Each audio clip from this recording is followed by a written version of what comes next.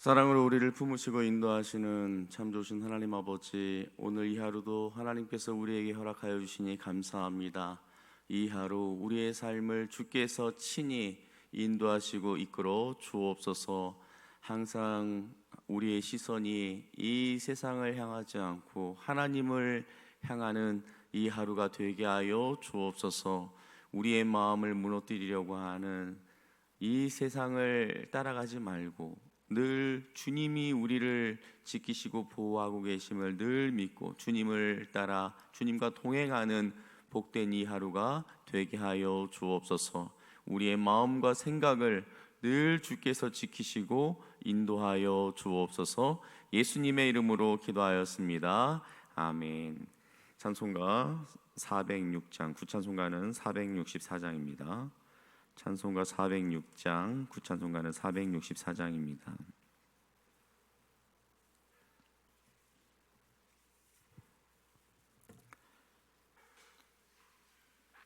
고난 내 영혼 편히 쉴 곳과 풍랑 잃어도 안전한 포구, 폭풍까지도 다스리시는 주의 영원한 팔 의지엔 주의 영원하신 팔 함께하사 항상 나를 붙드시니 어느 곳에인지 요동하지 않음은 주의 팔을 의지함이라. 세상 친구들 나를 버려도 예수 늘 함께 동행함으로 주의 은혜가 충만하리니 주의 영원한 팔 의지엔 주의 영원하신 팔 함께하사 항상 나를 붙드시니 어느 곳에 가는지 요동하지 않음은 주의 팔을 의지함이라. 나의 믿음이 연약해져도 미리 예비한 힘을 주시며 위태할 때도 안보하시는 주의 영원한 팔 의지엔 주의 영원하신 팔 함께하사 항상 나를 붙드시니 어느 곳에 가든지 요동하지 않음은 주의 팔을 의지함이라. 능치 못한 것 주께 없으니 나의 일생을 주께 맡기면 나의 모든 짐 대신 지시는 주의 영원한 팔 의지엔 주의 영원하신 팔 함께하사 항상 나를 붙드시니 어느 곳에 가든지 요동하지 않음은 주의 팔을 의지함이라. 아멘. 하나님의 말씀 잠언 18장 13절부터 24절까지의 말씀입니다. 잠언 18장 13절부터 24절까지의 말씀입니다.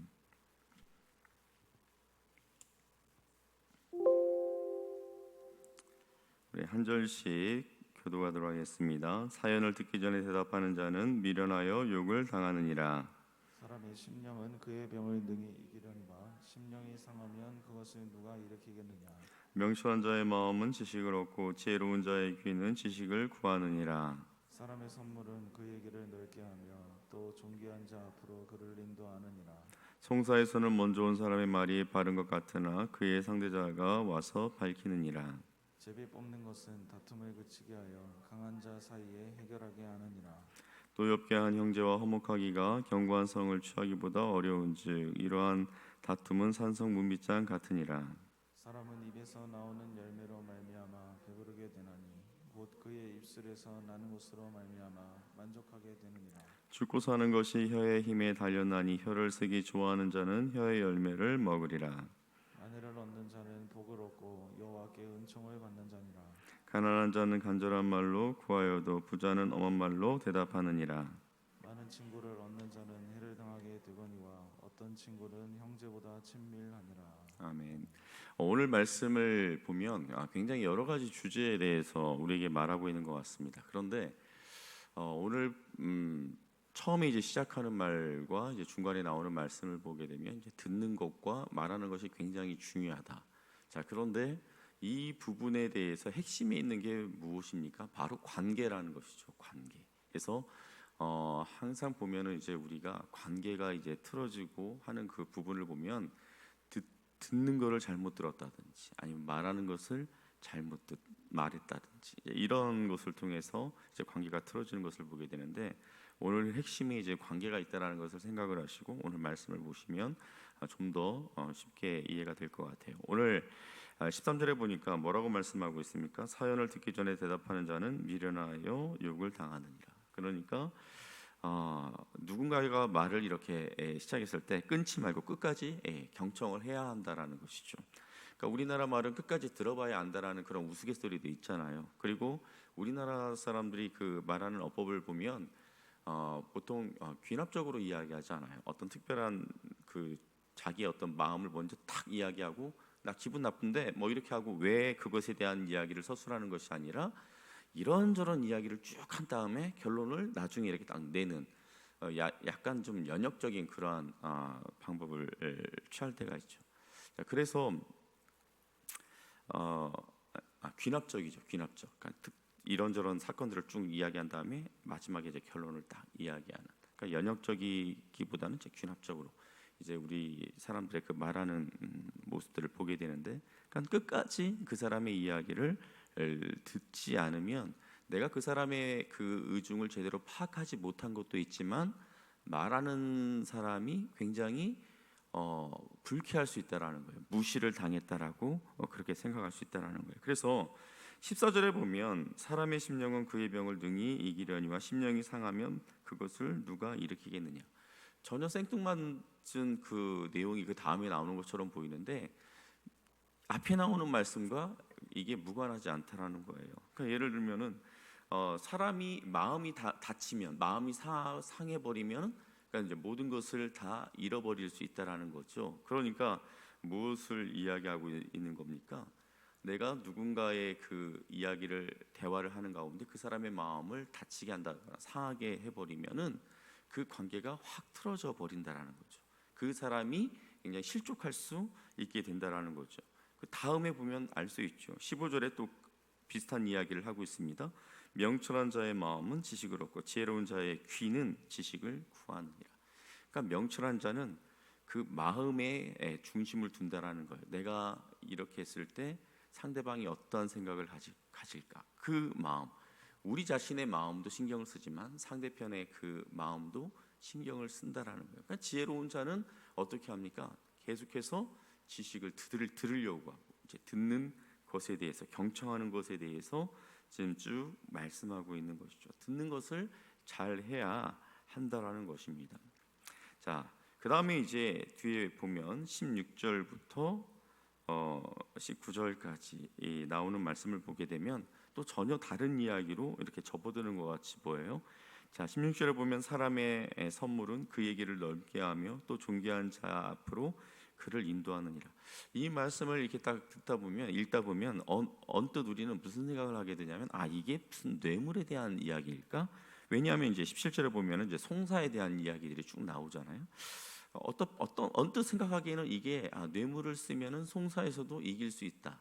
그래서 이 부분을 해석할 때 재판하는 입장에서 판사가 송사하기에 앞서서 어떤 뭐 선물을 받으면 안 된다. 뭐 이런 식으로도 우리가 볼 수 있는데 아까 또 처음에 제가 말씀드렸던 것처럼 오늘 이 14절부터 24절까지 13절부터 24절까지의 말씀의 핵심은 관계다라는 측면에서 보게 된다면 이 16절부터 19절까지가 우리에게 말씀하고 있는 것은 뭐냐면 관계가 굉장히 중요하다라는 것을 우리에게 드러내놓고 있습니다. 자, 보세요. 자, 여기 선물을 이야기하고 있는데, 선물은 그 얘기를 넓게 하고 또 존귀한 자 앞으로 그를 인도하느니라. 이게 여기 나오는 이제 선물은 잠언에 나오는 뇌물, 이것과 다른 단어를 쓰고 있어요. 그러니까 순수한 마음으로 주는 성의를 내가 표시하는 거예요. 그러니까 나의 어떤 물질을 가지고 다른 사람을 섬기는 그런 것을 이야기하는 것이죠. 보통 우리에게 선물을 주면은 어떻게 됩니까? 그 받는 사람이 그 사람에게 호의를 갖게 되죠. 그래서 이와 같이 선물을 통해서 내가 가진 물질을 털어서 그 사람의 마음을 얻는 것, 그 사람에게 내가 호의적으로 다가가는 것, 이것이 굉장히 중요하다라는 거예요.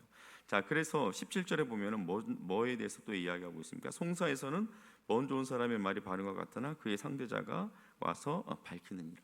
그러니까 재판을 하는 입장에서 누군가의 이야기를 듣고 판단하는 입장에서 먼저 온 사람의 말만 듣고는 판단해서는 안 된다라는 거예요. 뒤에 온 사람들, 상대방의 서로 다른 사람의 말을 듣고 종합적으로 판단해야지 편파적으로 어떤 사람 한 사람의 이야기만을 듣고 이렇게 판단해서는 안 된다라는 거예요. 그러니까 이 송사에서도 마찬가지로, 그러니까 송사와 같은 다른 사람과의 관계에 있어서 누군가의 우리가 이야기를 듣고 판단해야 할 경우에 양측의 입장을 듣고 신중하게 그 부분들을 밝히는 것이 중요하다. 이제 그 부분에 대해서 이야기하고 있죠. 그다음에 이제 18절에서는 제비 뽑는 것은 다툼을 그치게 하여 강한 자 사이에서 해결하게 하느니라. 그러니까 어떤 이 서로 상반되는 그 상황에서 이런 제비 뽑기가 굉장히 중요한 역할을 할 수 있다라는 거죠. 성경에 보면 이 제비 뽑기가 상당히 여러 군데에서 나타나는 것을 보게 됩니다. 예수님의 제자 중에 이제 한 사람이었던 가룟 유다가 없어지고 이제 다른 한 제자를 뽑을 때에도 어떻게 합니까?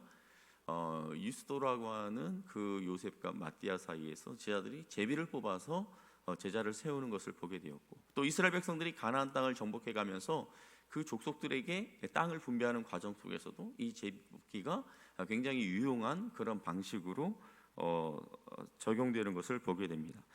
잠언 16장 33절에 보게 되면 제비는 사람이 뽑으나 모든 일을 작정하기는 여호와께 있느니라. 그러니까 이 제비 뽑기를 통해서 이 구약 시대 성도들이나든지 신약 시대 성도들은 이 제비 뽑기를 통해서 하나님의 뜻을 우리가 알 수 있다라고, 하나님께 맡기자라고 그렇게 했다라는 것입니다. 자, 이렇게 제비 뽑기를 통해서 결판이 나게 되면 그 결과에 대해서 그 당사자들이 왜 내 편을 들어주지 않았습니까? 그런 식으로 불만을 가질 필요가 없겠죠. 자, 이것을 이야기하는 것입니다. 그러니까 관계 속에서 관계를 이렇게 잘못했다가는 한쪽의 일방적인 그런 편을 들어줬다가 틀어줄 수 있으니까, 그럴 때는 이 제비뽑기를 통해서 이 양쪽이 서로 불만을 품지 않도록 그렇게 하는 것이 중요하다라는 것이죠. 그다음에 이제 노엽게 한 형제와 화목하기가 견고한 성을 취하기보다 어려운즉 이러한 다툼은 산성 문밑장 같으니라. 그러니까 어떤 나의 형제와 마음이 틀어졌을 때 그것을 되돌리기가 견고한 성을 점령하는 것보다 어렵다. 그러니까 관계가 한번 틀어지는 것이 복구하기가 그만큼 어려우니까 관계가 틀어지지 않도록 조심해라 하는 것이죠. 그러니까 16절부터 선물, 그다음에 송사에 있어서 상대방의 말을 잘 듣는 것, 어떤 부분을 결정하는 데 있어서 그 서로 관계가 마음이 상하지 않도록 제비를 뽑는 것, 그 다음에 형제를 노엽게 하지 않도록 그렇게 미리미리 주의하는 것. 자, 이 모든 것들을 보면 관계를 중요하게 여기고 있는 것을 보게 되죠. 자, 그러면서 이제 우리가 잘 알고 있는 말씀, 이제 말하는 것에 대해서 말씀하고 있는데, 우리 20절과 21절 같이 한번 읽어보도록 하겠습니다. 한 목소리로 시작. 사람은 입에서 나오는 열매로 말미암아 배부르게 되나니 곧 그의 입술에서 나는 것으로 말미암아 만족하게 되느니라. 죽고 사는 것이 혀의 입에 달렸나니 혀를 쓰기 좋아하는 자는 혀의 열매를 먹으리라. 여기 죽고 사는 것이 혀의 힘에 달렸나니, 그러니까 이제 말하는 것이 굉장히 중요하다. 그러니까 앞부분에 이제 듣는 것, 그 다음에 이제 여러 관계들을 해 나가는 것, 그 다음에 이제 말하는 것. 그러니까 듣고 말하는 것 사이에 이제 관계가 있는 것이죠. 핵심적인 내용의 관계가 있는 것입니다. 자, 그런데 말하는 것이 굉장히 중요하다. 자, 이 부분을 우리가 읽으면서 아마 이 본문을 읽는 많은 성도님들이 대부분 고개가 끄덕여질 거예요. 되돌아보면 우리가 말로 인해서 받은 상처 얼마나 많이 있습니까? 사실 누군가가 우리를 이제 칭찬했던 것, 계속해서 칭찬했던 것 우리가 이제 기억을 하죠. 그것이 이제 어떤 사람에게 있어서 이제 힘이 돼서 그 사람이 나중에 자신의 어떤 그 핸디캡을 극복할 수 있는 그런 계기가 되지만, 그 말은 굉장히 반복적으로 하는 말이었고, 누군가의 마음에 이제 비수를 꽂는 말은 한 번 딱 들었는데, 누군가가 나에게 한 번 한 이야기였는데 그게 우리의 마음에 비수처럼 그렇게 꽂히는 그런 경우들이 있다라는 것이죠. 예전에 이제 어느 방송국에서 이제 실험을 했어요. 이제 그 밥 이제 갓 지은 밥을 이제 병에다가 이제 양쪽 두 개의 병에다가 넣어놓고 한쪽에는 고맙습니다, 한쪽에는 짜증나. 이것을 이제 방송국 아나운서들을 쭉 이제 주면서 뭐 이렇게 하루씩 이렇게 갖고 있게 했나 봐요. 그러면서 방송국 아나운서들이 그 고맙습니다에 대해서는 계속 고맙다 뭐 이렇게 하고, 음악 같은 것도 이렇게 그런 유의 음악들을 들려주고, 그 다음에 한쪽은 짜증나, 거기다가 정말 짜증나, 정말 감정이 실어서 짜증나 그렇게 해서 나중에 이것을 딱 보니까 이 고맙습니다라고 했던 이 병에는 물론 이제 이게 부패가 되죠. 그런데 여기에는 하얀 곰팡이, 그러니까 누룩과 같은 누룩 냄새가 나는 하얀 곰팡이가 핀 반면, 짜증나라고 했던 이 병에는 썩어서 푸르스름하게 막 이렇게 썩어서 변질되어 있는 그것을 이제 확인할 수가 있었어요. 그러니까 굉장히 신기한 그런 실험을 했던 것이죠. 이제 한글날을 맞이해서 이제 그런 실험을 이제 방송국에서 했던 것들을 이제 본 적이 있는데, 자, 이와 같이 말의 힘이라는 것이 대단하다. 심지어 무생물인 그 쌀밥에도 이제 그와 같은 현상이 나타나는 것을 보면서 굉장히 놀라워했습니다. 자, 우리가 아이가 태어난다라는 거 굉장히 기쁜 일이죠. 자, 그런데 그 아이, 태중에 있는 아이가 쌍둥이라면 더더욱 기쁠 거예요. 자, 그런데 문제는 무엇입니까? 아이가 태어났는데 아이의 몸이 서로 붙어 있는 거예요. 이것을 우리가 샴쌍둥이라고 그렇게 이야기하죠. 그러니까 몸을 분리해내지 않으면 이 아이들은 평생 굉장히 불편한 그런 삶을 살아야 하는 그런 상황인 것입니다. 자, 그런데 이 샴쌍둥이를 최초로 수술을 해서 성공한 그 의사가 있어요. 미국 존스 홉킨스 의과대학의 병원 의사인 벤 카슨. 자, 이분이 이제 샴쌍둥이 수술을 처음으로 성공한 분이에요. 그런데 이 벤 카슨은 어렸을 때부터 굉장히 질이 좋지 않은 아이들과 어울려 다니는 그런 문제아였어요. 그런데 이 벤 카슨의 어머니가 그에게 너는 할 수 있어, 넌 마음만 먹으면 뭐든지 못할 게 없어, 늘 이 벤 카슨에게 힘을 주는 이야기를 계속해서 반복적으로 그렇게 했던 거예요. 자, 그래서 이 이야기가, 이 어머니의 말이 늘 이 벤 카슨의 그 마음을 이렇게 사로잡았어요. 그래서 이제 이 벤 카슨이 이제 그릇된 길로 가지 않고 어머니의 이 말에 힘입어서 그가 이제 아주 훌륭한 의사로서의 그런 삶을 살 수 있는 기회가 되었다는 것이죠.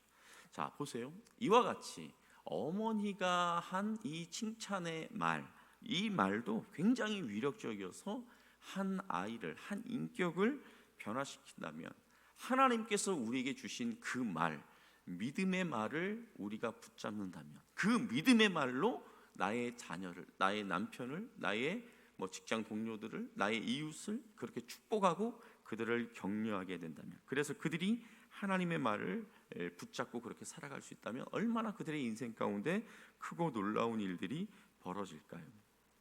하나님께서 아브라함에게 말씀하셨죠. 내가 너로 큰 민족을 이루고 내게 복을 주어 내 이름을 창대하게 하리니 너는 복이 될지라. 너를 축복하는 자에게는 내가 복을 내리고 너를 저주하는 자에게는 내가 저주하리니 땅의 모든 족속이 너로 말미암아 복을 얻을 것이라. 이 말씀을 아브라함은 믿었죠. 붙잡았죠. 그리고 그 말씀을 따라서 살았습니다. 자, 이러한 아브라함에게 놀라운 하나님의 복이 임했다라는 거예요. 사랑하는 성도 여러분, 우리가 듣는 것 잘 해야 되죠. 또 말하는 것 잘 말해야 합니다. 그런데 그 말할 때, 자, 나의 자녀에게, 배우자에게 어떻게 말해야 합니까? 하나님이 내게 주신 그 말씀으로, 축복의 말씀으로 그 사랑하는 자들에게 그와 같이 말할 수 있는 저와 여러분이 될 수 있기를 주님의 이름으로 축복합니다. 우리 그 대표적인 말씀, 축복의 말씀을 우리 같이 한번 찾아보도록 할 텐데요. 민수기 6장 24절부터 26절까지 있는 말씀을 한번 찾아서 같이 읽어보도록 하겠습니다. 민수기 6장 24절부터 27절까지의 말씀입니다. 자, 우리 같이 한번 한 목소리로 24절부터 26절까지의 말씀을 같이 한번 한 목소리로 같이 한번 읽어보도록 하겠습니다. 여호와는 내게 복을 주시고 너를 지키시기를 원하며 여호와는 그의 얼굴을 내게 비추사 은혜 베푸시기를 원하며 여호와는 그 얼굴을 내게로 향하여 드사 평강 주시기를 원하노라 할지니라 하라. 예, 오늘 이 말씀을 우리 모든 성도님들이 기억하면서 이것을 좀 이렇게 좀 입에서 좀 읊조렸으면 좋겠다라는 생각에서 이 말씀을 가지고 만든 찬양이 있더라고요. 우리 들어오시면서 악보를 받으셨을 텐데 이 찬양을 들으면서 한번 같이 흥얼거리면서 이 찬양을 한번 불러보도록 하겠습니다. 여호와는 내게 복을 주시고 너를 지키시기를 원하며 여호와는 그 얼굴로 내게 비추사 은혜 베푸시기를 원하네. 여호와는 내게 복을 주시고 너를 지키시기를 원하며 여호와는 그 얼굴로 내게 비추사 은혜 베푸시기를 원하네. 여호와는 내게 복을 주시고 너를 지키시기를 원하며 여호와는 그 얼굴을 내게로 드사 평강 주시기를 원하노라.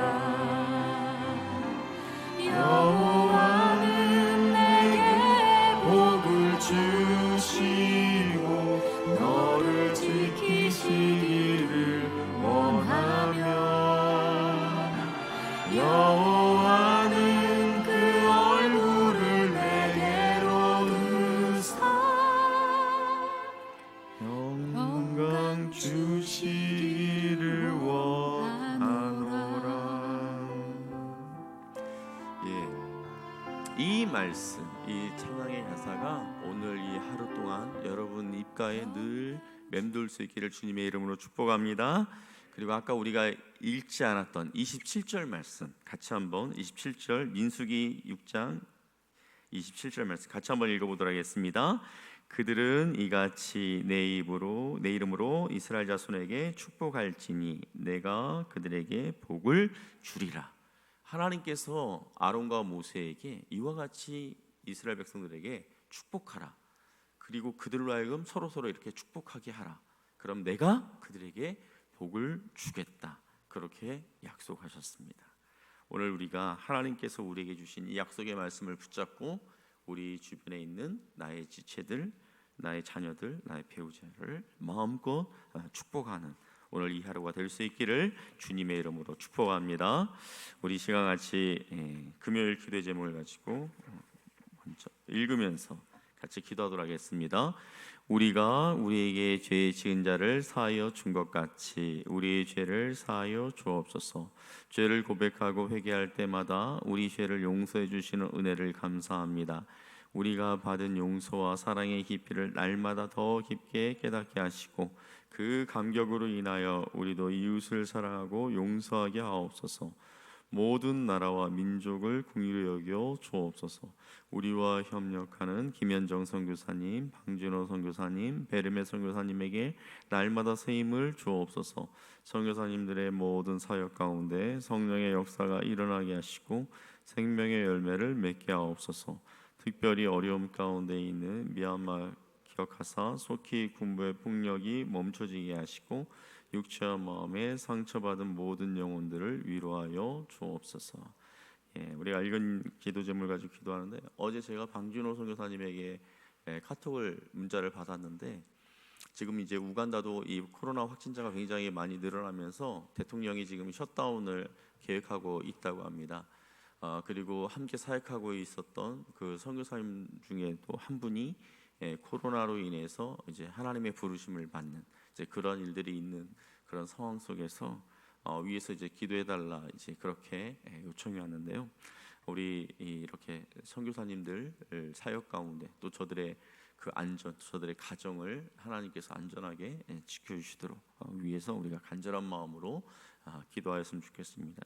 우리가 읽었던 내용들을 가지고 기도하시고, 또 오늘 우리 말씀을 생각하면서 주님, 내게 늘 주의 마음을 허락하여 주셔서 듣는 일에 또 말하는 일에 하나님의 지혜로 그렇게 말함으로 말미암아 늘 나와 관계되어지는 그런 모든 관계 속에서 내가 하나님의 선한 영향력을 끼치는 그런 자가 되게 하여 주옵소서. 늘 내가 내 입에 축복의 말이 늘 넘쳐나는 그런 삶을 살게 해달라. 우리 이 시간 같이 한번 주여 한번 부르짖고 같이 주님 앞에 기도하며 나아가겠습니다. 주여, 사랑하는 하나님 아버지, 오늘 우리가 말씀을 통하여 진정 우리